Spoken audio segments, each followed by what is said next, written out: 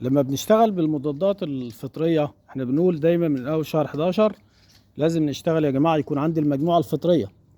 لازم تكون المجموعة الفطرية موجودة عندك في الجنينة بتاعتك. خلاص. التزهير لو طلع بالطريقة دي وانت التزهير ما طلعش على نظافة، يعني الدنيا نظيفة في محيطه، مفيش اي جراثيم فطرية خاصة زي البياض الديب والجراثيم الخاصة باللفحات، التزهير ده هيتساقط مش هيكمل عندك. عشان البعض بيستنى التزهير يطلع وبعد كده يشتغل يكافح فطري، لا، انت بتكافح فطري قبل ما التزهير ده يطلع عندك. التزهير ده هو البيبي، هو الجنين اللي النبات بيخلفه. هو البيبي هو الجنين اللي النبات بيخلفه.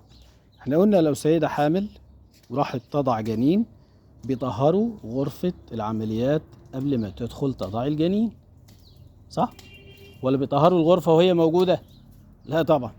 ولا بعد ما تولد تجيب الجنين؟ لا طبعا. بيطهروا الغرفة قبل ما تدخل تضع الجنين. الله أكبر الله. تمام؟ يبقى ده البيبي اهو اللي احنا بنصوره، ودي الأم الجميلة اللي خلفت الراجل الطيب ده. يبقى التزهير هو البيبي بتاع الأم الجنين، لازم يطلع يلاقي الدنيا نظيفة. طلع يلاقي الدنيا ملوثة مش هتلحق نفسك وممكن التزهير يتساقط عندك.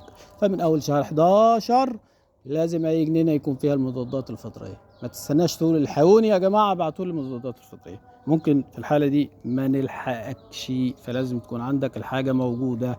تمام؟